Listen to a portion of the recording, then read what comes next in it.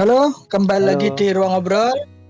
Masih bersama saya Daris dan Mas Fujo dari OPFCI One Piece Fans Club Indonesia. Kali ini akhirnya breaknya selesai ya. Akhirnya kita bisa bahas lagi chapter terbaru, chapter 1112. Nah, oke, langsung aja kita bahas. Sebelum itu subscribe dulu yang belum subscribe. Yang udah subscribe, terima kasih teman-teman. Tanpa bantuan teman-teman, kita tidak akan bisa berkembang sampai sejauh ini. Oke, lanjut gas. Oke. Kesukaan Mas Daris. Kamu pinter juga ya masukin ini. Kan cover story. Dapat di sini bahasanya apa sih? Cuman yang penting bukan Yamato. Cuman yang aku penasaran ini dikasih apa dan tugasnya apa. Yang jelas bukan dia dikasih uang ya. Aku lupa nggak baca soalnya. Kayaknya sih dikasih uang. Kayaknya. Oh iya, aku baru ingat dikasihnya uang. Tugasnya yang aku penasaran apa? Dikasih uang saku lah istilahnya. Oh, tapi tugasnya ya kita ngapain? lihat. Aku secara pribadi aku ingin menikmati aja perjalanan Yamato ini tanpa berteori secara pribadi. Tapi karena kita ngonten, kita kan dipaksa berteori ya, kesel banget ya, Mas. Tapi feelingku cuma sesederhana ini sih, Mas. Kayak disuruh ngelihat kondisi Wano gimana karena sekalian dia jalan-jalan kan. Terus bikin laporan dah gitu doang paling. Yang penting aku ngelihat Yamato lagi sih di Kadlik. Ya udah lanjut aja langsung ke cerita utama. Lanjut. Nah, ini dikasih lihat Franky sama Bonnie. Aku ngakak sih ini pas Bonnie. Ya ini goblok banget sih. Makanya si temennya Vice Admiral nih, aduh aku nggak kuat lihatnya. Padahal sebelumnya dia ngomong hal yang sebaliknya. Yang lucu kan itu kan, kontras itu kan. Karena disebut bocil, terus dijadiin bocil sama Bonnie. Cuman aku sukanya di bagian ini tuh kayak negasin kalau setidaknya Franky sama Bonnie ini masih bisa bertarung setara dengan Vice Admiral yang agak bawah lah, minimal. Aku sukanya itu. Yang kuat. Kenapa? Ya mereka memang kuat, pada dasarnya memang kuat. Setidaknya untuk level Vice Admiral masih sanggup lah, walaupun Franky belum bisa haki. Ya emang levelnya udah naik ya kan. Franky nggak butuh haki. Iya, Sasaki aja kalah tanpa haki. Iya, Franky nggak butuh haki gitu. Udah setebel itu ya kan. Dia teknologi kan, itu yang menarik kan. Dan ya Franky nggak perlu lebih kuat dari ini. Ya, teknologinya sih yang dikencengin. Terus lanjut. Nah, di bagian ini dikasih lihat sekilas petanya Egghead. Dan sukanya aku di sini tuh dikasih alasan kenapa nggak boleh ngeledakin aja semua sekalian, padahal mereka mampu gitu.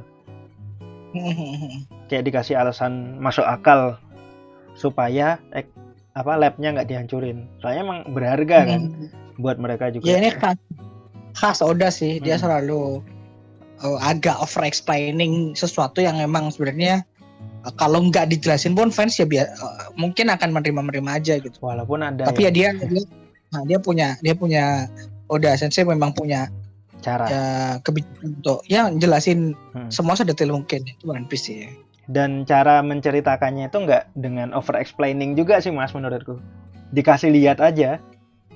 Nggak over explaining maksudnya bukan caranya dia menjelaskan ya, tapi hal kayak gitu menurutku nggak perlu dijelasin, lanjut aja nggak apa-apa gitu. Masalah fandom kayak tapi gini. Kan, sekali lagi ini bukan soal fandom, Oda juga kayaknya bukan soal dia perhatian soal fandom atau enggak.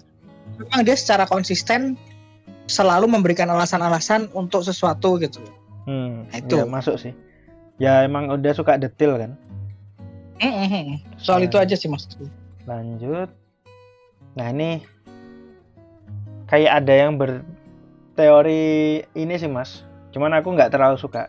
Jadi si York ini bilang, aku nggak ingin menumpuk dosa-dosa kami lebih banyak. Nah dari sini tuh kayak seolah karena ada penekanan di kata dosa, apakah artinya ada 7 Vegapunk yang sesuai dengan Seven Deadly Sins? Tapi aku sejujurnya nggak suka teori ini. Soalnya emang Vegapunk sendiri. Kalau enggak, kalau aku bukan itu, aku lebih literal. Nah, soalnya kan emang York kan apa ya, sekarang di pihak pemerintah dan nggak mau berkhianat. Jadi dia nggak mau menambah dosa-dosa Vegapunk dalam tanda kutip, soalnya dia juga Vegapunk gitu.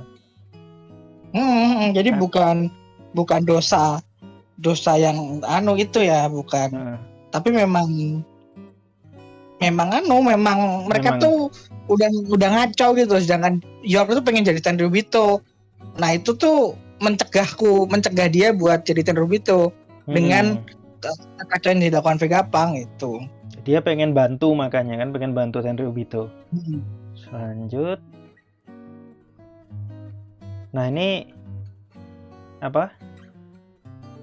Stacy sama Edison kayak dikasih lihat mengorbankan diri ya Mas ya.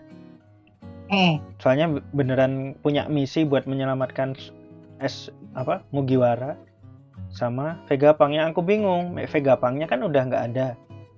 Dan Edison harusnya paham soal itu. Tapi dia masih bersikeras untuk membebaskan. Kayak misinya itu masih pengen, bukan bingung sih.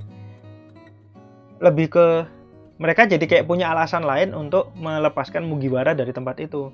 Yang menurutku adalah Jewelry Bonnie.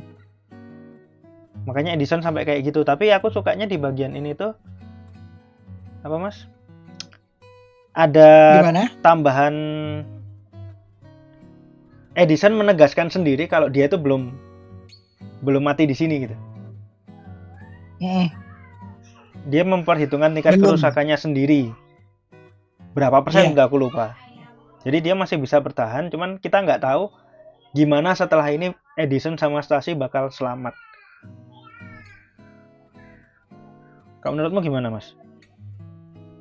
Kalau aku ini adalah sebenarnya sesimpel upaya untuk ya kan Vegapunk itu kan punya banyak ya. Punya yang masih selamat tuh ada beberapa. Jadi itu berkorban nggak masalah gitu. Kalimatnya seperti itu, implikasinya lebih sederhana itu. Dan menurutku dia punya backup ketika semua mati itu akan ada satu yang kita nggak ngerti yang nanti itu akan menemani Bonnie gitu. Menurutku Vegapunk harus yang utama ya, yang utama. Bukan apapun itu, mau backupnya mau siapa, tapi harus ada Vegapunk yang selamat. Paling nggak satu orang ya. Dan semoga bukan York. Nah, nanti lanjut. Aku punya sedikit teori. Kita lanjut ke sini dulu aja, Mas. Ini banyak yang apa ya istilahnya? Nggak suka karena kok dikit-dikit makan dan terus tiba-tiba ada makanan darurat gitu. Banyak yang nggak suka, tapi kalau diperhatiin Luffy juga nggak langsung bisa gear 5 lagi gitu. Dia langsung kayak dia masih pakai gear 4 dulu di sini. Jadi berarti kan emang walaupun bisa pulih tapi nggak full power itu gitu sebenarnya. Jadi ini kayak beneran makanan darurat aja. Menurut Mas Haris gimana? Nah, kalau aku gini sih, ini tuh adalah upayanya Oda Sensei buat mengatasi kelemahan Luffy, kelemahan gear 5. Nah, gear 5 itu kan terlalu OP ya. Karena terlalu OP, makanya batasannya harus ada. Batasannya itu ditunjukkan di awal di pas pertama kali lawan Kaido itu kan batasannya langsung keluar tuh. Seperti apa batasannya?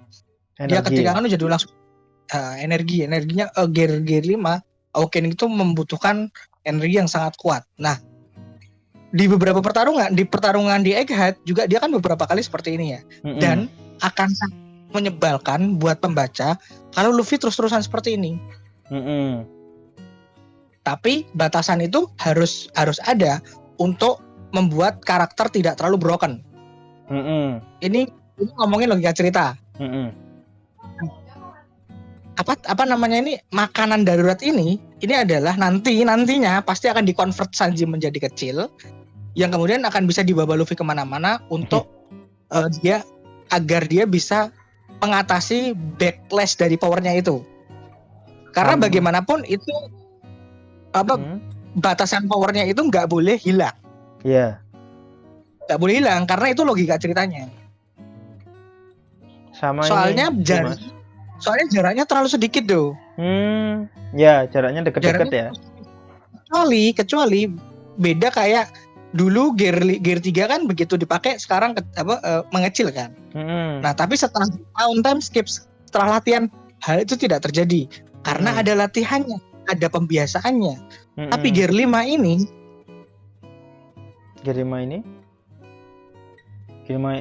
nggak sempat latihan gitu ya, Mas ya? Karena nggak sempat latihan gitu kali ya. Makanya kita nggak akan ada time skip lagi, makanya gear 5 ini bakal cuman apa istilahnya? Bakal butuh hal semacam ini ya, Mas ya.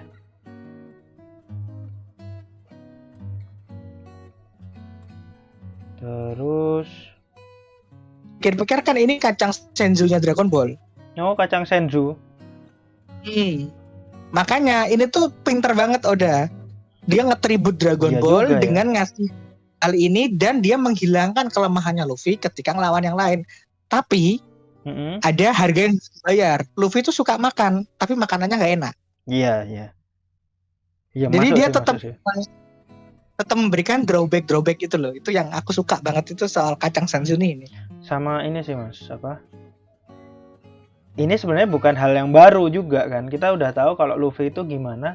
Dia itu bisa nge-convert makanan dengan cepat sejak di Impel Down malah. Iya. Emang tipenya begitu. Jadi kalau makanannya emang tipenya yang bergizi banget kayak daging hiu ya ini ya kalau nggak salah. Kayak makanan ini yang jelas. Aku lupa ini daging apa. Pokoknya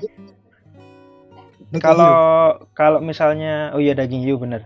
Kalau misalnya apa sih istilahnya tadi, kalau misalnya si Luffy dikasih makanan yang nutrisinya gede, dia akan lebih cepat mengkonvert itu menjadi energi. Iya, dan perbedaannya kan adalah kemudian kuantitas makanannya kan. Akan tidak oke kalau ketika dia bertarung dia harus selalu nyari makanan. Akan tidak. Nah, dengan kacang Senzu ini, dengan Ransum ini yang kemudian ada Sanji dikonvert menjadi kecil yang bisa dibawa kemana-mana, ini akan jadi Senzu Bean-nya Dragon Ball ya, Mas ya, menjadikan solusi untuk mencari makanan itu. Tapi nggak enak. Tapi Luffy harus pakai itu. Aku sukanya di situ. Nah, jadi kacang Senzu-nya tuh kacang ajaib lah kalau bahasa Indonesia-nya dulu. Lanjut. Buatku ini bagian paling menarik di chapter ini. Lanjut dulu ya, Mas ya. Yang ini kita dikasih lihat kayak kekuatannya Gorosei. Si Jupiter ini yang cacing, dia bisa nyedot apa sih saya? Nyedot suka tenaga lah sih. Sementara si siapa? Warkuri, Topman Warkuri yang babi ini, Feng Huang, aku lupa nama hewannya. Itu Feng Shi. Iya kan ya? Aku lupa, udah lah. Nanti dikoreksi sama teman-teman aja ya. Ini punya tubuh yang sangat keras dan kemungkinan si Luffy ini nggak pakai apa istilahnya? Nggak pakai Bushosoku tingkat tinggi di sini. Makanya dia tangannya kesakitan. Kalau menurut Mas Daris gimana ini? Ya ini simple aja sih. Simple kalau awakening itu kalau yokai itu kan hal ya. Ini kan sangat sulit hanya bisa dikalahkan dengan awakeningnya Luffy kan, dengan gear 5 itu. Makanya gear 4 nggak nyanda gitu. Nggak kuat. Ini cuma untuk menunjukkan itu. Saking kuatnya mereka gitu. Dan ada yang beranggapan Gorosei yang kekuatan si babi ini itu sesederhana Goki ya. Itu emang kekuatannya itu lebih ke defense juga dibandingkan yang lain. Lebih tebel gitu kulitnya. Tapi ya nggak tahu ya ntar gimana Oda. Panas sih kalau kulitnya. Tapi itu apinya itu dari Red Rock, Mas. Oh gitu. Kalau aku nangkepnya ya. Ya. Aku berarti nangkepnya tebel ya, berarti. Aku nangkepnya apinya itu karena Luffy pakai Red Rock, kan emang dia bisa bakar juga gitu loh. Cuman nggak tahu ya. Lanjut. Ya sih, itu masuk akal. Yang jelas di sini tuh kayak masing-masing Gorose itu mulai nyegat topi jerami dan ini udah mulai bahaya lah istilahnya. Yang paling Yang paling menarik itu ada teori gara-gara Usopp itu satu-satunya yang nggak takut sama laba-laba. Sementara Nami sama Sanji itu takut laba-laba. Banyak yang berteori kalau Usopp bakal somehow bisa bantu mereka kabur dari sini. Dengan entah gimana Saturn bakal ketahan sama Usopp.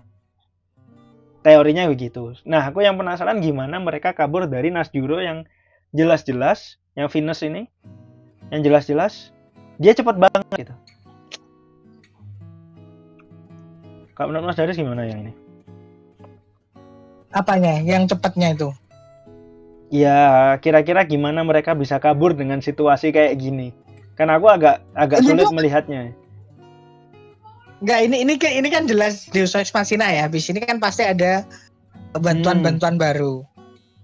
Atau mungkin Robot sesimpel ini tuh menunjukkan kalau minimal nanti para Mugiwara ini akan bisa menahan aja sampai Luffy mundur gitu. Sampai di titik robotnya datang di tengah, semua dipanggil buat ngelawan robot itu. Ya bakal ada sesuatu yang bikin mereka bisa kabur, ya, entah apa. Mereka ya jelas robot. Iya sih. Robotnya masih belum kelihatan lagi ya. Tapi udah disiapin, udah kelihatan. Kalau ada sesuatu robot maksudnya dari tempat lain kemudian yang datang bantu Luffy itu malah menurutku itu ngawur. Gak enak ya. Nah, karena udah ada Elbaf. Kalau ada lagi repetisi. Iya sih. Elbafnya jadi nggak sepowerful itu perannya gitu. Lanjut lagi ya Mas ya. Yang paling bikin penasaran ini, apa sebenarnya yang dilihat sama Mars? Teorinya banyak sih Mas, tapi nggak sebanyak itu. Cuman maksudku teorinya itu yang banyak berteori itu ada yang bilang dia ngelihat dragon. Aku nggak suka yang ini karena dragon hampir nggak mungkin muncul di sini karena jauh ya. Terus ada yang bilang dia udah Mars di sini tuh ngelihat robot ngelihat robot raksasa di posisi ini. Tapi kalau ngelihat ada suara gelembung di situ, kan ada tuh. Aku lupa SFX-nya gimana. Tapi yang jelas ada suara yang kemungkinan adalah suara gelembung. Nah, menurutku, jadi ada teori nggak ini? Sebelum tak kasih teoriku dulu. Aku nanti belakangan aja. Ya udah. Jadi menurutku itu sebelum ini kalau Mas Daris juga ingat, teman-teman juga ingat, kita udah dikasih lihat kalau Seraphim disimpan di dalam tabung yang warna hijau. Dan di tabung warna hijau itu yang di thumbnailnya kita juga, itu kalau nggak salah kan ada green blood ya, ada teknologi green blood. Nah, banyak yang mikir kalau gelembung itu munculnya dari tabung itu. Jadi ada yang mikir ini adalah apa sih istilahnya yang dilihat Mars itu adalah Seraphim. Entah Seraphim siapa. Tapi di satu sisi karena kemungkinan Mars ini lagi ke punk record. Ya kan ya, punk record kan ya Mas ya? Aku lebih yakin kalau yang dilihat Markus Mars ini otaknya Vegapunk, kepalanya Vegapunk yang kemungkinan disimpan dengan teknologi yang mirip seperti tabungnya Seraphim. Menurutku itu.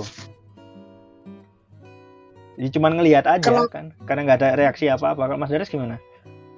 Kalau aku punya teori yang radikal banget sih, ya mungkin banyak orang yang suka. Tapi menurutku mungkin terjadi, walaupun nanti kesannya akan askul sekali. Nah, gimana? Mars itu memang diarahkan ke sini untuk dijebak. Oh, ya bisa jadi. Jadi apa yang dia lihat itu ada jebakannya. Apapun itu bentuknya. Tapi jebakannya. Aku nggak bisa menentukan apa, tapi menurutku itu jebakan. Makanya terus Zong, kenapa yang ngarahin ke sana secara nggak langsung itu kan York. Apakah York kembali berkhianat? Mungkin dia, mungkin nggak. Mungkin dia dimanipulasi Vegapunk juga buat ngarahin ke sana. Karena dia ditinggal di sana for reason. Oh iya juga ya, bisa jadi emang semua ini udah direncanain kan Vegapunk gimana-gimana yang paling pinter ya. Mungkin. Dan menurutku yang direncanain mau dijebak tuh bukan Gorosei. Mm-mm. Siapapun yang kesana dan apapun yang ngejebak itu tidak akan bisa ngalahin Gorosei. Karena ya, tidak disangka kalau yang datang ke sana Gorosei. Itu sih. Apapun jebakannya nanti ya. Ya. Aku lebih sederhana. Karena seperti biasa teoriku itu kan akan selalu teori yang sangat sederhana, yang aku cuma nyambungin aja gitu. Ya sebentar lagi sih Mas, ini mungkin minggu depan kalau nggak salah nggak libur ya, jadi minggu depan tuh kita udah bisa ngelihat, insya Allah kita udah bisa ngelihat jawabannya walaupun langsung dibuka. Berharapnya sih langsung dibuka, soalnya kadang-kadang Oda nge-troll dengan ngasih ke tempat lain dulu. Iya, itu ngeselinnya sih. Tapi ya moga-moga langsung dibuka. Dan ini waktunya udah tinggal dikit, nggak usah tinggal 1 menit ya Mas ya, dari 10 menit yang dibuat. Jadi harusnya kalau nggak chapter depannya lagi kita baru bisa denger apa yang pengen disampaikan Vegapunk. Mungkin udah itu. Dan aku yakin apapun yang disampaikan tuh pasti akan tersampaikan. Iya, apapun yang terjadi ya, walaupun kondisinya kayak gini. Mungkin udah dulu kali ya Mas ya. Mungkin itu dulu aja. Jangan lupa teman-teman yang terima kasih udah nonton sampai akhir. Jangan lupa juga follow medsos OPFCI yang ada di deskripsi seperti biasa. Akan ada banyak info One Piece setiap hari yang di provide sama OPFCI di sana. Oke, thank you. Sampai ketemu lagi di konten One Piece selanjutnya.